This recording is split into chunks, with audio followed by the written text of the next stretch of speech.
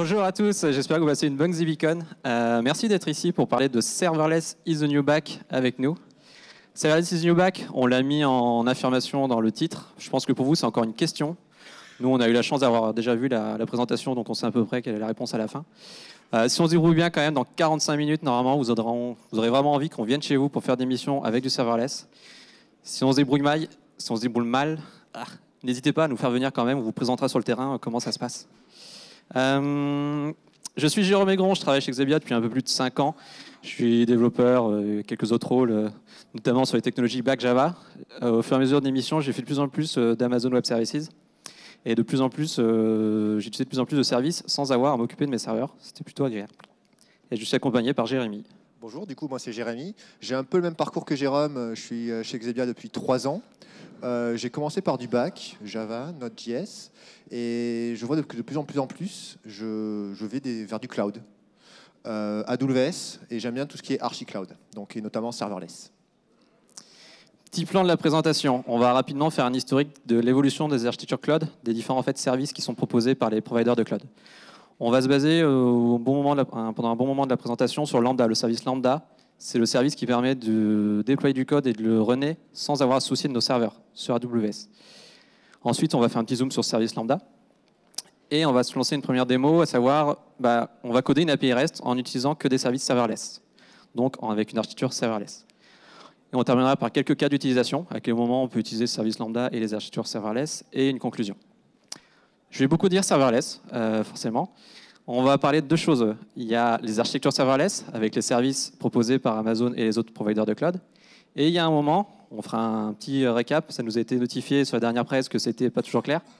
On va utiliser un framework qui nous aide à travailler avec ces providers de cloud et avec ces architectures. Et le framework s'appelle serverless. Donc forcément, ça peut créer la confusion. Pas d'inquiétude. Un petit historique des architectures cloud et des services proposés. Lorsqu'on a commencé à faire du cloud, les premiers services c'était EC2 dans Amazon, mais les premiers usages en fait c'était plutôt que de demander à mes ops des serveurs et tout, je tapais à la porte d'un provider de cloud et lui me fournissait des machines. Après sur ces machines j'avais tout à faire, les monitorer, les installer, m'en occuper. Le seul avantage c'est que il n'y a pas de coût fixe, quand j'en ai plus besoin j'arrête de les utiliser. Mais voilà, on a des machines à disposition, mais c'est à nous de tout faire. Après, ça allait un peu plus loin. On a eu droit à des services managés. À savoir, cette fois, je vais plutôt aller chercher un service dans mon provider de cloud. On va prendre l'exemple pour l'illustrer de Amazon ES, Amazon Elasticsearch. Le but, là, c'est Amazon me fournit un cluster Elasticsearch à la demande. Je vais sur Amazon ES, je configure la taille de mon cluster, et après, les machines sont déployées, sont provisionnées avec ES, tout est configuré. C'est génial. Par contre, j'ai commencé par dire que je définissais la taille de mon cluster. Donc tout ce qui va être scalabilité, est-ce que ça tient la charge, quelles sont les machines qui sont dans mon cluster, c'est encore à moi de m'en occuper. Même système pour Amazon RDS, en fait, qui est fournir des bases de données MySQL, Elasticache, du Redis, etc. Voilà, il y a eu différents services comme ça où, certes, j'ai pu installer, mais par contre, j'ai toujours à m'occuper de la scalabilité. Si je ne veux plus m'en occuper, là, on passe en mode serverless. Donc là, il y a plusieurs services, je ne vais pas tous les lister. Nous, ce qui va nous intéresser plutôt, c'est AWS Lambda, à savoir pouvoir exécuter du code sans m'occuper de mes serveurs. On va parler beaucoup de DynamoDB. DynamoDB, en fait, c'est une base de données NoSQL orientée clé-valeur, fournie par Amazon, où là, pareil, je ne m'occupe plus de mes serveurs, je m'occupe juste de provisionner une capacité de lecture, une capacité d'écriture. Et le dernier service sur lequel on va zoomer, notamment sur les démos, c'est Amazon API Gateway, où là, en fait, on est capable d'exposer des ressources REST qu'après on pourra brancher à nos autres services. Est-ce que c'est clair pour cette partie? Tiens. Du coup, en un slide, on va voir ce que c'est le serverless. Et là, serverless, ça va être l'architecture serverless et non pas le framework. Donc, quand on essaie de traduire serverless en français, on peut penser qu'il n'y a pas de serveur, qu'on n'a plus de serveur. Bien au contraire, il y a quand même des serveurs, sauf que ces serveurs, ce n'est pas vous, votre équipe d'infra, qui allez les gérer. Vous allez déléguer tout ça aux providers de cloud. Donc, ça veut dire plus de provisioning, plus d'installation à faire. Donc là, vos ops, en fait, vous allez leur dégager du temps pour faire des tâches à plus haute valeur ajoutée pour l'entreprise. Plutôt que de patcher, de mettre à jour une machine, le noyau Linux, Bash parce qu'il y a une faille de sécurité, vos ops, en fait, ils vont se concentrer sur des tâches qui ont beaucoup de valeur ajoutée. On peut imaginer une chaîne de livraison et de déploiement continu, du blue-green, du canary testing, ou alors du monitoring cher à nos DevOps. Donc je vous laisse imaginer, en fait, en fonction de vos use cases, que vous pouvez faire à vos ops. Donc là, on voit que les serveurs, en fait, ils s'éloignent de l'équipe, mais ils sont toujours présents. Comme les serveurs s'éloignent, ça va de pair, le paiement est à l'usage. Forcément, si vous utilisez un service énormément, vous allez payer en conséquence. Mais l'avantage, c'est que si vous utilisez un service peu, voire pas du tout, ça va être peu cher, voire gratuit. Et ça, c'est très bien pour tout ce qui est environnement de dev. Donc, par nature, en fait, ces environnements, ils vont tourner de 8h à 20h ou 21h, et le reste de la journée, de la nuit, ils vont rien faire. Et également, la volumétrie, elle va être assez faible. Donc là, ces environnements, ils vont être, on va dire, quasiment gratuits. Trois métriques. Amazon Lambda, on paie au million d'appels. 1 million d'appels, c'est 20 centimes d'euros. Bon, je vous laisse définir si c'est cher pour vous ou pas. L'API Gateway, donc l'API Gateway, c'est ce qui permet d'exposer notamment des lambdas en HTTP. Ce même million d'appels, c'est 3,50 $. Et DynamoDB, on va payer au nombre de lectures, d'écritures que l'on souhaite provisionner. Donc c'est vraiment à l'usage. Caractéristique aussi du serverless, c'est que le scaling, il se fait vraiment, il épouse parfaitement votre courbe de trafic. Vous n'avez plus à penser en combien je dois mettre de serveurs en nominal. Le pic de Noël arrive, est-ce que je provisionne des serveurs quand on sait que je vais les enlever? Donc ça, en fait, c'est géré par votre provider de cloud. SQS, c'est un service Simple Queue Service, ce sont des fils de messages. Que vous envoyez un message, 10 messages, 1 million de messages, 10 millions de messages, il va tenir la charge. Vous allez juste payer par contre. Mais vous êtes sûr qu'il va tenir la charge. Et enfin, comme vous confiez tous vos serveurs, tout ce qui est scaling, mise à l'échelle au provider de cloud, c'est son cœur de métier. Donc en fait, il va gérer ça mieux que vous. Et ces services, en fait, ils sont utilisés par des millions de personnes en temps réel. Donc en fait, ils sont battle-testés, on appelle ça, donc ils fonctionnent. Et s'ils ne fonctionnent pas, en fait, ils vont le faire fonctionner en quelques heures. Donc voilà les principales caractéristiques en fait, de l'architecture serverless. Là, avec Jérôme, on va faire une première lambda. Alors, c'est bon, ça marche. Du coup, on va se faire une première lambda exactement. On va dans la console d'administration AWS. On va chercher le service lambda. Il y a une petite description, un runcon without thinking about servers. C'est exactement ce que ça fait. On va s'occuper d'exécuter du code sans se soucier de nos serveurs. Du coup, ça mouline. Tac. On va se créer une nouvelle fonction. Donc là, Amazon, quand on crée une fonction, on nous fournit quelques templates de base pour commencer nos lambdas. On va aller chercher le template Hello et un Hello World pour du Node.js. Un petit nom à notre fonction. Dans Amazon, il y a tout un système d'autorisation. Là, ce qu'on va permettre à notre lambda de faire, c'est de s'exécuter et de loguer ce qu'elle fait. Donc pour ça, on a un execution, basic execution. Ah oui, est-ce que je peux? Ouais, je peux zoomer un peu, pardon. Hop. Tac. Je crée ma fonction. J'attends. On n'est pas gâté par le Wi-Fi, par contre. C'est pas grave.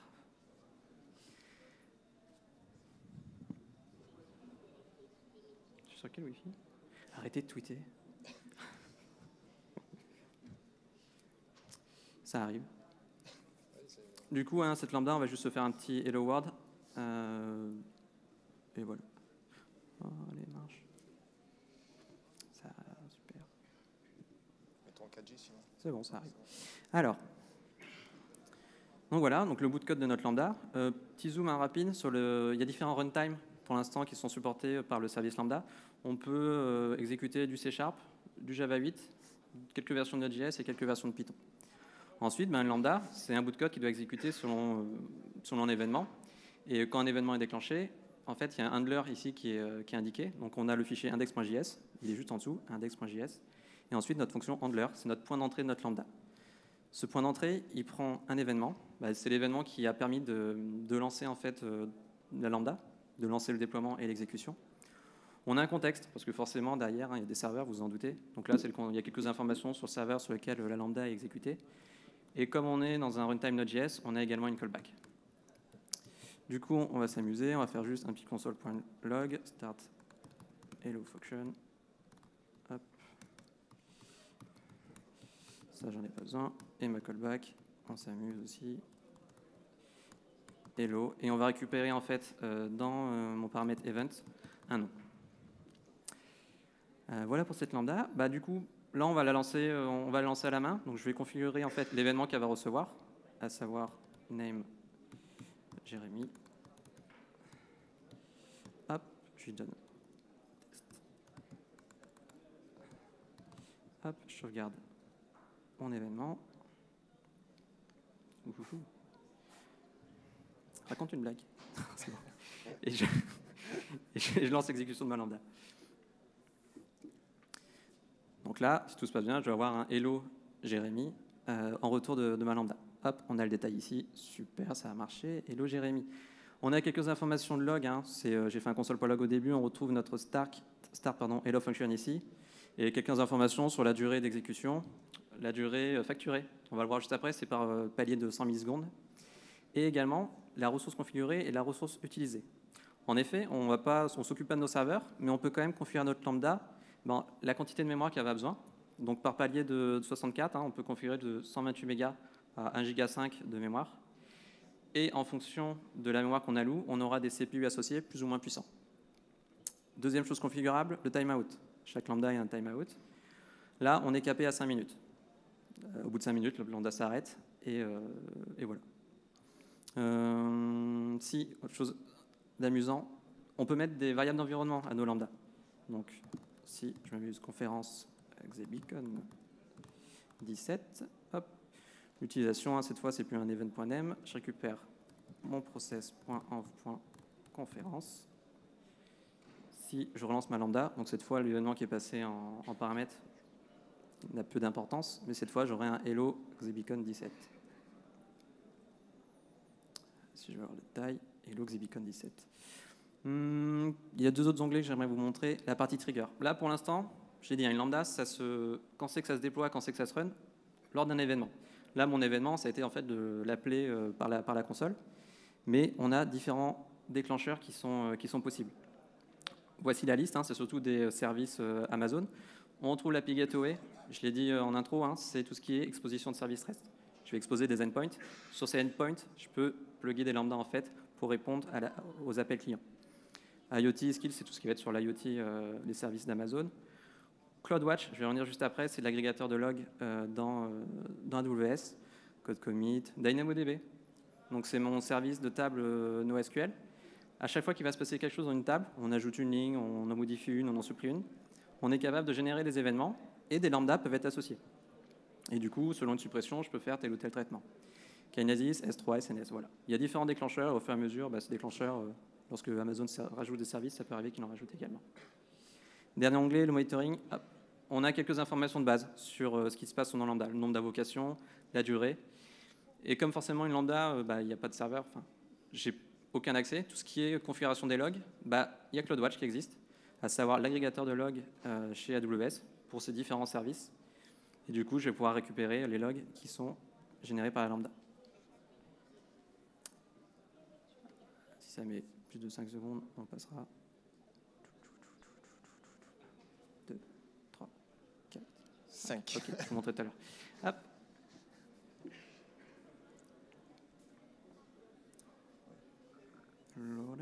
Forcément, les slides en ligne. Oui, c'est vrai, ils sont sûrs. C'est pas AWS, c'est Google. Mettons 4G. Ouais, bien vu. Alors du coup, pendant ce temps, on va parler de facturation de lambda. Les lambda, je l'ai dit tout à l'heure, c'est payé au nombre d'appels. 1 million d'appels, je le répète, c'est 20 centimes. Mais c'est également payé au temps d'exécution. Et ceci arrondi à 100 millisecondes près. Donc là, ça veut dire que vos développeurs, ils ont tout intérêt à optimiser leur code. Imaginez, vous passez d'un code qui fait 800 millisecondes à 400 millisecondes, vous divisez par 2, et donc la facture en conséquence. Un ordre de grandeur, justement. Ah oui, donc ce temps de facturation, plus vous mettez de mémoire, plus ça va vous coûter cher, forcément. Donc, je ne sais pas lire ces chiffres, je vous le dis, c'est tellement petit. Mais voilà, 128 mégas, ça coûte ça. Et plus on va monter en mémoire, plus ça va coûter un peu plus cher. Donc, si on veut parler en humain, je prends ici 3 millions de secondes. Ça nous fait 34 jours de calcul intensif. C'est 34 jours avec 512 mégas de mémoire. Je vais les payer 25 $. Le double, donc 75 jours de calcul, mais cette fois-ci à 128 mégas de mémoire, je vais les payer 12,5 $. Voilà, est-ce que c'est cher, est-ce que c'est pas cher? À vous de voir. Caractéristique principale du service lambda, c'est stateless. Stateless, ça veut dire que si vous avez deux requêtes d'une même session utilisateur qui arrivent, elles ne tomberont pas sur la même lambda. Pas forcément. Donc ça veut dire que là, si vous voulez stocker des choses, vous ne pouvez pas. Alors voyons un peu comment ce pool de lambda il va grandir et rétrécir. Donc déjà, il faut savoir que lambda ne supporte pas, comment dire, il ne supporte pas des exécutions simultanées. Enfin bref, on va le voir. Donc vous avez deux requêtes internautes qui arrivent. La première prend 2 secondes. Si vous avez la même requête qui arrive, AWS va créer une nouvelle lambda. Donc ça veut dire que plus vous avez d'internautes, plus vous allez avoir des lambdas qui vont se créer. Et à un moment donné, quand vous allez avoir moins d'internautes, AWS, il va faire la scalabilité à la baisse. Donc il va tuer des lambdas. Donc là, si dans vos lambdas, vous avez stocké des fichiers, vous avez utilisé la mémoire partagée, ça va disparaître. Pareil, si votre lambda, elle devient inactive au bout d'un certain temps, donc le certain temps, ça va être entre 5 et 30 minutes. AWS, il ne communique pas sur ce temps. Donc il y a des gens qui ont essayé de l'approcher en fonction du langage, de la mémoire. Donc on arrive entre 5 et 30 minutes d'inactivité. AWS, il va prendre un lambda, il va la tuer. Si dans votre code, là, vous avez un null pointer que vous n'avez pas try-catché, la lambda, pareil, elle est sortie du pool. Alors là, on ne contrôle pas du tout. Mise à jour AWS interne, votre lambda, elle peut être prise, supprimée. Et enfin, à chaque déploiement de nouvelles versions de code, vous avez un code métier, vous mettez une mise à jour. Toutes les lambdas qui tournent, AWS, ce qu'il va faire, c'est qu'il va les invalider et mettre les nouvelles lambdas. Tout ça pour dire quoi? Tout ça pour dire que si vous avez des besoins de persistance, utilisez des data stores externes. S3 pour les fichiers, Elastic Cache pour tout ce qui est session d'utilisateur, donc ça va être du Redis, du Memcache. Et enfin, pour tout ce qui est basonné, Amazon DynamoDB pour du NoSQL et du relationnel où vous avez du RDS, donc du Oracle, du MySQL, du Postgre. Alors le cold start, ici. Si vous lisez des articles sur Internet, vous allez souvent entendre parler de cold start. Alors mais qu'est-ce que ce cold start? Le cold start, on peut le définir comme le temps d'exécution, le temps de la première exécution de la lambda. Parce qu'il faut bien comprendre qu'à la différence d'une application Java ou Node.js traditionnelle, votre code n'est pas toujours en mémoire. Votre code, en fait, ça se trouve, il n'est même pas chargé. Il va être chargé quand vous avez un événement qui arrive. C'est uniquement là. Donc le provider de cloud, ce qu'il va faire, il va prendre votre package, il va le télécharger sur les serveurs en interne, il va lancer votre code, il va l'instancier dans un conteneur, quelque chose comme ça. Après, il va booter votre code et enfin, vous allez servir votre requête utilisateur. Donc là, nous, en tant que développeurs, pour aller plus vite, on a tout intérêt à fournir un code qui est le plus petit possible. Ne pas embarquer la terre entière, type Spring et autres dépendances. Ce qu'il faut comprendre, que ça, c'est en vert, ici. Ça, c'est le code qui est exécuté à chaque exécution. Donc là, j'ai envie que mon code il soit le plus rapide possible. Ça, c'est exécuté une fois lors du call start, lors de la première instantiation de ma lambda en réponse à mon premier événement. Donc là, j'ai tout intérêt à mettre ici, dans cette partie orange, j'ai tout intérêt à mettre le code qui est lourd. Tout ce qui est initialisation de pool de connexion, HTTP, JDBC, tout ça, je le mets là. Donc ça, je le paie qu'une fois, ce coup-là. Et comme ça, à chaque exécution, ça va être très rapide. Donc là, on peut se dire, mais comment je peux monitorer tout ça? AWS, il propose depuis 1 an X-Ray. C'est une sorte d'APM qui permet de monitorer en fait, tous vos calls d'API Amazon, et notamment le call start. Ce sont des traces X-ray. Donc ce qu'il faut juste comprendre, donc là en haut, c'est du Java. En bas, c'est une Node.js. Donc la partie droite, on va commencer par là. Ici, c'est le code vert, c'est le handler. Donc j'ai fait un code qui durait 1 seconde. Un thread.sleep, voilà, 1 seconde. Et pour ces 1 seconde d'exécution, Amazon, là, on peut imaginer qu'ici, justement, c'est la phase de téléchargement du code source, d'installation sur les serveurs. Et là, ça va être l'initialisation de la partie orange que j'avais tout à l'heure. Donc tout ça, en fait, c'est le call start. C'est le coût que je vais me payer au premier appel. En Java, c'est entre 1 seconde, 1 seconde 4. Alors j'ai fait un test, je n'ai pas benché avec des milliers de tests, mais voilà, j'ai fait un test et plutôt cet ordre d'idée. En Node.js, le même, le call start, il est ridiculement petit, donc 200 millisecondes. Donc en fonction du langage que vous choisissez, vous allez avoir plus ou moins de coûts au démarrage. Petite démo un peu plus poussée. Là, on va s'amuser. On va on va stocker dans DynamoDB, donc notre base de données des participants, des attendees. Et on va fournir deux services. Un service pour lister l'ensemble de mes attendees et un service pour récupérer, selon un identifiant, l'attendee correspondant à l'identifiant. D'où mes deux lambdas. Et pour pouvoir appeler ces deux lambdas, on va monter une petite API REST à l'aide de API Gateway. Ce qu'on va essayer de voir, en fait, c'est comment ça se passe au niveau de l'organisation du code. Comment on va essayer de faire, on va faire un test. Comment je teste mon application qui est censée aller sur du serverless en local. Comment je la simule. Quel outil je peux utiliser et comment je déploie le tout de façon assez facile. Du coup, hop, on a normalement, tac. Alors oui, je vous mets ça en grand. Tac, tac, tac, présentation view. Deuxième. Ouais, c'est mieux. On a un petit squelette de code, il n'y a pas grand-chose. Il y a un package.json, donc on part sur une petite application Node.js. Il n'y a rien de nouveau, on retrouve Blobber, Node.js, serverless offline, quelques dépendances, mais rien de magique. On a juste une petite classe de test pour tout ce qui va être utilitaire pour nos tests ensuite. Et on s'est permis juste de configurer le SDK Dynamo pour pouvoir travailler avec. Donc notre objectif, c'est on va aller voir dans le service Dynamo. C'est là que sont stockées nos données. Hop, DynamoDB, Manage NoSQL Database. On a juste pris un poil d'avance. On a déjà créé la table Attendees que je vais vous montrer. Normalement, elle est vide. Et juste quand on voit les différents onglets, en fait, à aucun moment on parle de serveur. Tout ce qu'on peut configurer, c'est notre capacité de lire et d'écrire dans cette table Attendees. À savoir, là, on est à une lecture et une écriture par seconde. Du coup, on va se créer juste deux éléments, hop, que je vais aller chercher. On a deux participants. On a Jérôme Aigron, ici présent. Voilà, donc DynamoDB, c'est du JSON que ça stocke. Vous avez un nombre de colonnes illimité. C'est seulement la taille de chaque item qui est limitée à 400 kilosecondes. 400 kilos, pardon, pas plus. Tac, voilà. Bah, du coup, si on a une table, une base de données, il faut pouvoir travailler avec. On va se faire un petit repository. Allez, donc Node.js, c'est Node.js. Donc là, traditionnellement, on va créer un nouveau fichier qu'on va appeler repository JS. Dedans, ce qu'on va faire, la première chose à faire, je pense, ça va être d'importer le fameux SDK AWS, parce que ce SDK, il va nous permettre de requêter Amazon DynamoDB.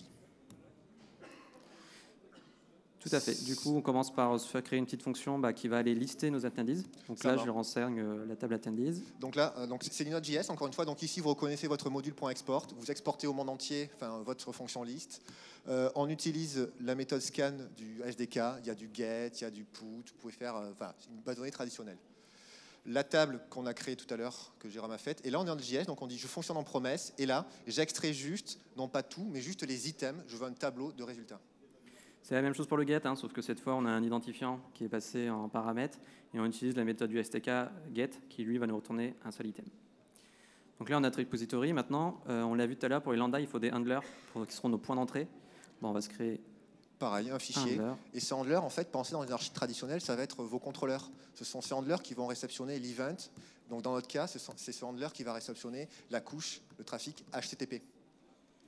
Donc dans le handler, première chose à faire, c'est importer notre repository pour pouvoir faire les requêtes. Créer une méthode list qui va prendre les fameux events, context et callback qu'on a vu tout à l'heure dans notre lambda hello world. On appelle notre repository list, bon, rien de traditionnel. Et là, ce qu'on fait, c'est qu'on fait callback, on forme un résultat qui est particulier. Statue code et body, c'est pas au pif qu'on a mis ça. Statue code, en fait, on va forger une réponse API Gateway, parce que là, on va discuter avec l'API Gateway. Donc, on va retrouver du statue code, le body, c'est du string, on pourra mettre des headers, des choses comme ça. Et la partie event, c'est également un event API Gateway. Donc, on va voir les pass param, les headers, les query param, donc comme si on était dans du Spring MVC traditionnel. Tout à fait. Idem pour le get, hein, sauf que là, j'ai juste un petit bout de code supplémentaire pour le cas où j'ai aucun résultat correspondant à l'identifiant. Du coup, dans ce cas-là, je retourne à 404 avec un body undefined. Donc voilà, on a nos deux handlers, on a notre repository. Là, on pourrait le déployer. On pourrait le déployer à la main, sauf qu'on va peut-être faire de... Ouais. Alors, pour le déployer, plutôt que de le zipper, d'envoyer le code dans la console, on va utiliser justement, alors c'est là, le framework serverless. C'est un framework, il y en a d'autres, donc là, c'est le framework serverless. Ce framework serverless, il fonctionne très simplement. Vous créez un fichier à la racine serverless.yaml et vous codez. Donc, en préambule, serverless, c'est un framework qui déploie en Node.js, mais bon, peu importe. Sa grande capacité, c'est qu'il va supporter différents providers de cloud. Vous allez avoir du AWS, comme ici, du Google Cloud, du Microsoft Azure, même du Kubeless. Donc c'est pour ça qu'on configure un provider. On dit que c'est AWS. Le runtime, on pourrait faire du Java, on a fait du Node.js ici. La région, on déploie en Irlande. Et du coup, ce qu'on va rajouter, on l'a dit en petite intro sur les lambdas, il y a toute une gestion en fait, d'autorisation. Du coup, là, on va avoir besoin d'autoriser notre lambda à travailler avec la table Dynamo. Donc là, j'autorise en fait toutes les opérations sur notre table attendees. Et ensuite, donc là, on a notre plateforme, on a les droits. Ben, on va déclarer les handlers. Nos fonctions. Exactement, nos petites fonctions. Hop. Donc là, pareil, c'est du DSL serverless, donc une fonction. Donc une fonction pour chaque handler HTTP. Donc là, une fonction, ça a quoi? Le handler, c'est le nom du fichier, forcément. Le name, c'est le nom qu'on va voir dans la console Amazon. Donc on va mettre le nom du projet, des choses comme ça. Et la grande force du framework serverless, c'est que tous les events qu'on a vus tout à l'heure, du S3, du CloudWatch, ils nous les packagent de façon en une ligne. Je dis que là, la lambda, je l'expose en HTTP sur le pass /attendees, et quand je fais un get, ça va m'appeler ce endpoint en passant les paramètres de ma requête. Tout à fait, je vérifie juste que je ne suis pas trompé. Handler, attendees, handler, voilà, j'expose le list, le get, en plus identifiant dans le pass l'identifiant. Là, on pourrait faire un deploy. On pourrait balancer ça dans AWS, mais avant, je voudrais me rassurer quand même. Je voudrais le lancer tester en local, ouais. Tout à fait. Donc serverless, pourquoi on utilise serverless? Parce qu'en fait, il a un écosystème très riche de plugins qui va vous permettre en fait de trouver votre bonheur. Donc là, moi, ce qu'on voulait avec Jérôme, c'était pouvoir simuler une API gateway en local, c'est-à-dire exposer ces fameuses lambdas sur une couche HTTP en localhost. Donc là, on a trouvé un plugin qui s'appelle Serverless Offline. Donc on le rajoute ici en tant que plugin. On a juste fait un npm install avant qu'on vous a caché. Et on pourra juste faire un serverless offline start. Donc ce plugin, ce qu'il va faire, il va parser notre fichier serverless, il va détecter les endpoints et il va l'exposer en localhost. Donc on pourra faire du curl localhost que nous montrait Jérôme. Voilà, du coup, serverless offline start, si on le lancer, on a deux routes qui sont exposées, à savoir le get attendees et le attendees avec l'identifiant. Si je fais juste un petit pipe. Voilà, du coup, il va taper dans le service, dans la table Dynamo. Donc, le déploiement des lambdas est en local. La table Dynamo, c'est celle qu'on a remplie au début de la démo. Et on retrouve bien nos deux attendees, Jérôme et Jérémy. Juste, si je teste le deuxième service, si je vais avec l'identifiant 2, je dois avoir seulement Jérémy. C'est bien le cas. OK, j'ai pu tester en local, c'est sympa. Je peux déployer maintenant? Ouais, on déploie. Donc là encore, on va utiliser serverless, serverless deploy. Et ce qu'il va faire, c'est qu'il va packager notre code avec nos dépendances sur un zip, il va l'uploader sur le serveur d'Amazon et il va utiliser le service CloudFormation qui va permettre d'appeler l'API lambda et tout ça, l'API gateway, pour créer dans le cloud notre lambda.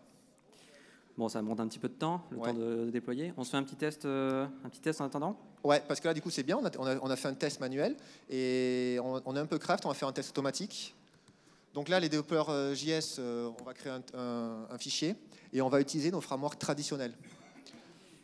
Okay, donc, framework traditionnel, ça va être quoi? Ça va être du Mocha, du Che avec du Expect, qui est ici, nos require, voilà. No describe, no hit, donc fait un test qui va lire un attendee. Je vais jouer d'un attendee. La petite étape ici, ce qu'on va faire, c'est qu'on va insérer des données en base, parce qu'on va faire plus qu'un test unitaire, on va faire un test d'intégration. Donc on va peupler la base et après on va la détruire. Là, ce que Jérôme fait, c'est qu'il va simuler un event API gateway. Donc un event API gateway, j'ai dit tout à l'heure, il y a des pass paraméteurs, on peut mettre des query param. Donc là, on va juste lire la personne qui a ID test 1 qu'on a juste inséré ici. Et ce qu'on attend, c'est que expect, on l'appelle la fonction, et qu'on attend juste que ça soit pas undefined, et que la personne s'appelle John. Allons vérifier si on se fait un npm test. Du coup, là, Dynamo, plutôt, c'est assez sympa. AWS fournit de quoi exécuter un Dynamo en local. Donc, ce qu'on fait au démarrage du test, c'est que le service Dynamo est lancé en local. On l'initialise avec la table attendees. On ajoute également l'attendees. C'est ce qu'on a fait dans le test. C'est pour ça qu'on voit un create table.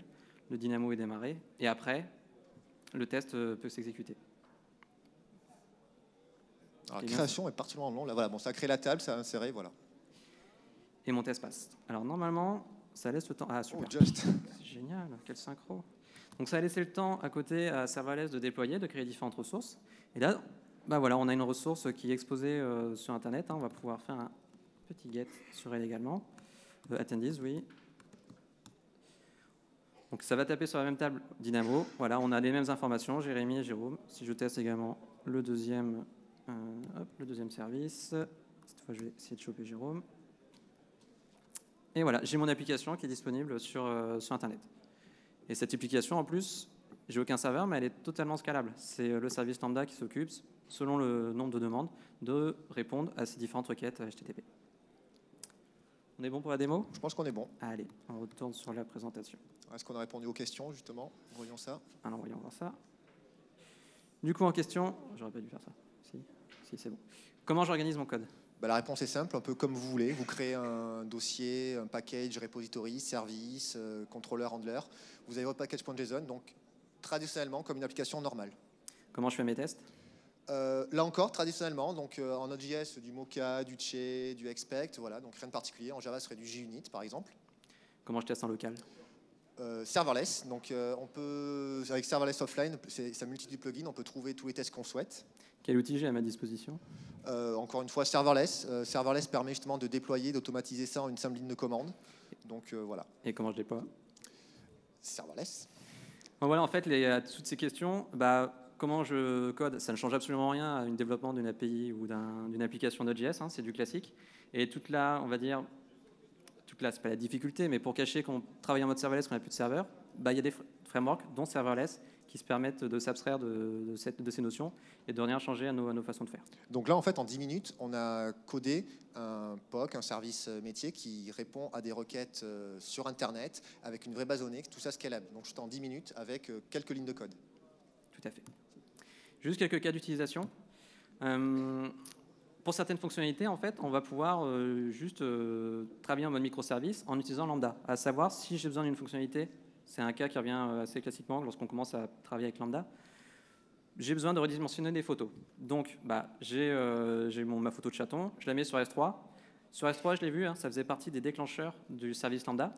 Une Lambda va être déclenchée lors de l'arrivée d'une nouvelle image. Faire différents traitements, là, ça va être comme traitement de redimensionner nos images et de nouveau les uploader dans S3. Donc là, je n'ai pas besoin de runner de serveur et tout.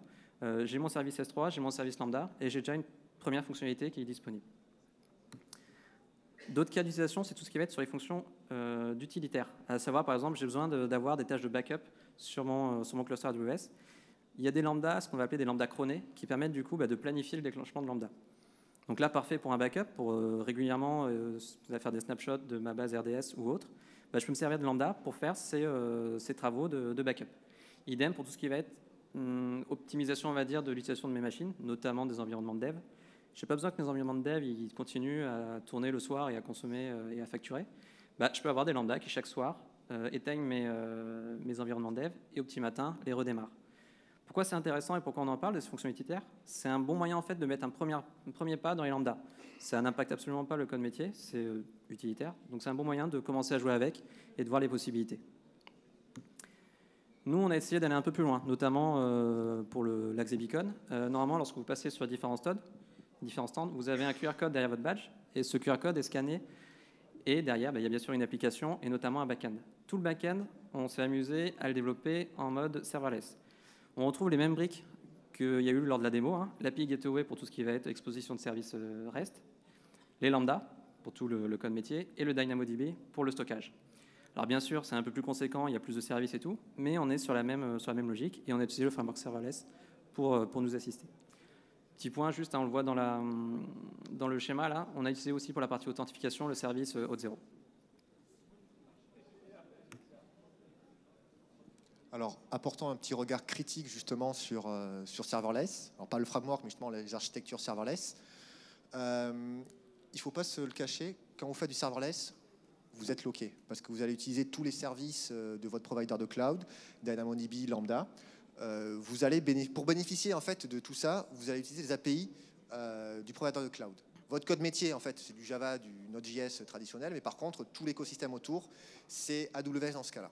Et ce qu'il faut savoir aussi, c'est que les services managés, pour qu'ils fonctionnent bien, ils ont des contraintes, ils ont des limitations. Donc quand vous faites une architecture pensée pour le cloud, du serverless ou service managé, il faut bien penser, avoir en tête ces contraintes, parce qu'en fait, vous allez faire une architecture pour le cloud. Vous ne pouvez pas prendre telle quelle votre architecture et la poser. Quelques contraintes qu'on a eues, Lambda, comme on l'a dit, c'est 5 minutes. Vous voulez faire un traitement de plus de 5 minutes, il faut trouver autre chose. Il y a peut-être des solutions qu'on pourrait voir. L'API Gateway, c'est 30 secondes. Au bout de 30 secondes, elle coupe la connexion. Donc vous avez une requête d'export à faire, à renvoyer à la personne. Plus de 30 secondes, vous ne pouvez pas avec l'API Gateway d'Amazon. Gateway, c'est aussi 10 mégas. Et DynamoDB, on l'a dit, c'est 400 kg en item. On peut mettre plus de 10 index. Enfin bref, tout ça pour dire, il y a des limitations qu'il faut connaître. Et enfin, alors là, c'est une critique du framework serverless qu'on a utilisé. Ce framework serverless, personnellement, je ne le trouve pas prêt pour du CI/CD. C'est-à-dire, moi, ce que j'aimerais, c'est builder une fois ma Lambda et pour la déployer sur l'environnement de dev, de staging, de pré-prod, de QA, de prod. Là, en fait, c'est pas ça. À chaque fois, il faut rebuilder sa Lambda. Alors, pourquoi, en fait, nous, développeurs, on voudrait partir sur du serverless? Pourquoi, en fait, ça va être la révolution?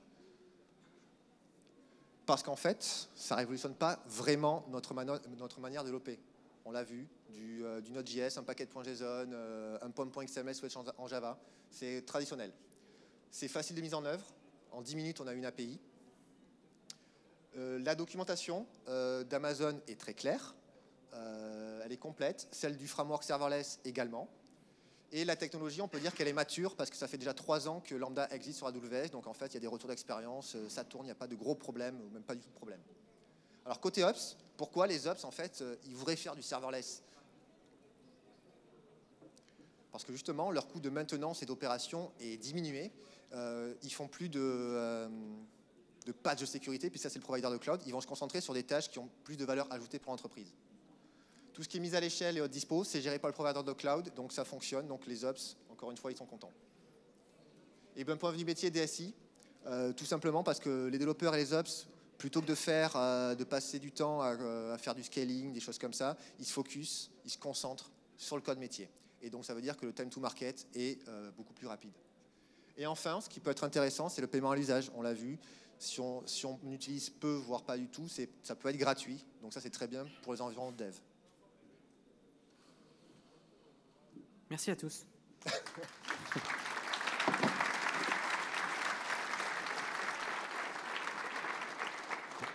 Est-ce qu'il y a des questions?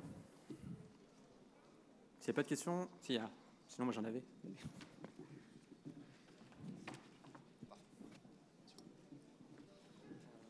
Merci. J'ai une question, c'est ta Lambda, si tu voulais la déployer sur un environnement de recettes, qu'est-ce que tu aurais changé dans ta conf ou dans ce que tu as fait? Avec le framework serverless, j'aurais tapé serverless deploy stage recette.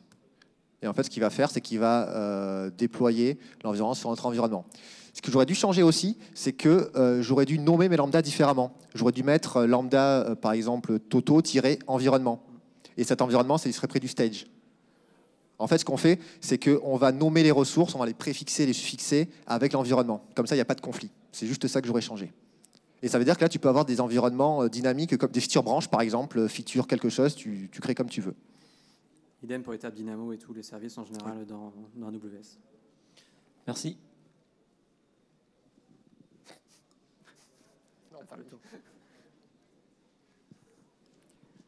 Merci. Moi, je voulais savoir si vous saviez si serverless fonctionne aussi avec Firebase et les fonctions et tout ça qu'ils ont chez Google.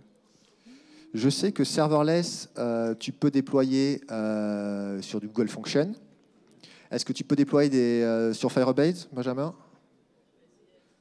Donc la réponse est je ne sais pas. Mais sur Google Function, Microsoft Azure, tu peux. Merci. Deux fonctions avec deux questions au fond.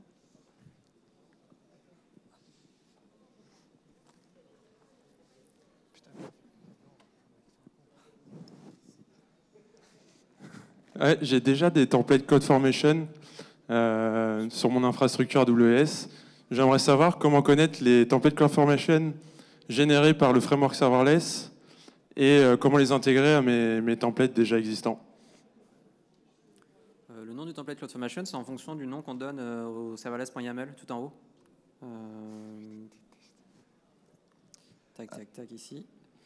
Donc là, le démo Xibicon, et donc dans CloudFormation, je vais pouvoir le retrouver. Pour la deuxième question, c'était comment intégrer avec Ouais. les autres. En fait, comment intégrer à serverless quand tu vas runner sur un environnement, tu peux utiliser des variables d'environnement, tu peux utiliser des paramètres. Donc quand tu vas dire je veux que ma lambda elle tourne dans un VPC, tu peux passer l'identifiant du VPC en paramètre qui vient d'un autre pod CloudFormation d'une autre stack.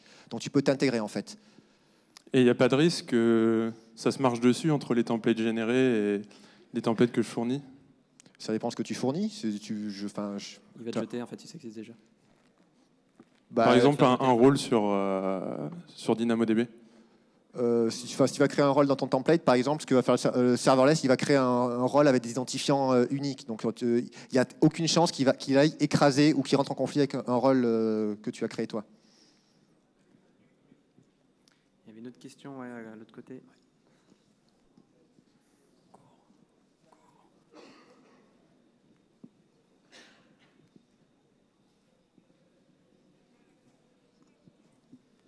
Est-ce que vous avez des retours clients à nous faire partager? Ils sont très contents. Cool. Oui. Oui. On l'a déjà mis en place chez des clients. Ouais. Notamment, on n'a pas montré les use cases, mais on peut imaginer un ETL léger, par exemple. Alors, j'avais un client. Son but, c'était crawler une base d'hôtels et de la mettre à disposition après transformation dans un moteur de recherche qui était Elasticsearch. Donc là, tout ce qui est crawl de Booking, on l'a fait en lambda. Donc, crawler Booking, les 1 million d'hôtels, c'est pas 5 minutes. Donc en fait, Booking, il fournit des offsets de 0 à 1000, 1000 à 2000. Et en fait, la lambda, elle crawlait 10 000 hôtels et à la fin, elle se rappelait avec les paramètres. Donc en fait, on arrivait à descendre toute la base. On mettait dans une file SQS et après, on déclenchait des lambdas pour raffiner les hôtels, pour en supprimer dans une autre file et jusqu'au moteur de recherche. Par exemple, voilà des use cases qu'on a eu. On a eu aussi des API en Java pour exposer une base DynamoDB chez Xebia en serverless. Donc Lambda, DynamoDB, API Gateway. D'accord, donc c'est des bouts de back-end, c'est pas tout un back-end qui est fait en lambda. En serverless, tu peux faire tout un back-end en serverless, mais si tu parles de lambda, tu vas avoir des contraintes de 5 minutes d'exécution, par exemple. Tu auras peut-être besoin d'avoir des gros jobs, des jobs Docker qui vont tourner. Donc non, tu ne pourras pas faire tout ton back-end en fonction de tes... Je pense pas. Par contre, tu peux utiliser plein de services, le coupler avec du S3, du DynamoDB. Après, c'est une composition de services à utiliser selon le cas. Il faut trouver la bonne composition. Mais normalement, on est capable de... AWS a assez de services pour répondre à la plupart des cas qu'on va rencontrer. Y a-t-il d'autres questions? Ouais, c'est tout devant. Allez. Est-ce qu'on va faire, voilà. Merci. C'est juste pour rebondir sur l'exemple que tu as dit là. Le scrolling des hôtels. Ouais. En fait, au début, tu avais dit que c'est stateless. Et là, pour retenir le numéro, la plage des hôtels, tu dois maintenir un état. Non, donc ça du coup, c'est bien stateless parce que tous mes paramètres, ils viennent d'un appel extérieur. Je ne stocke rien. Je me rappelle pas dans ma lambda. Je ne connais pas l'offset auquel je suis. Il vient dans l'event c'est bien stateless, puisque tout mon contexte vient de l'extérieur. D'accord, donc en fait, il y a quelqu'un qui va déclencher l'événement et qui doit maintenir cet état-là, en fait. Oui, en fait, c'est la lambda, en fait, elle s'exécute, à la fin de son exécution, elle se rappelle elle-même en extérieur, en passant son contexte qu'elle avait juste local. Elle se rappelle et comme ça fait comme ça. On aurait pu le stocker dans du S3, dans une DynamoDB, peu importe, il y a plein de solutions, c'était juste un exemple. Ok. C'est good. Merci à tous, bonne fin de Xibicon.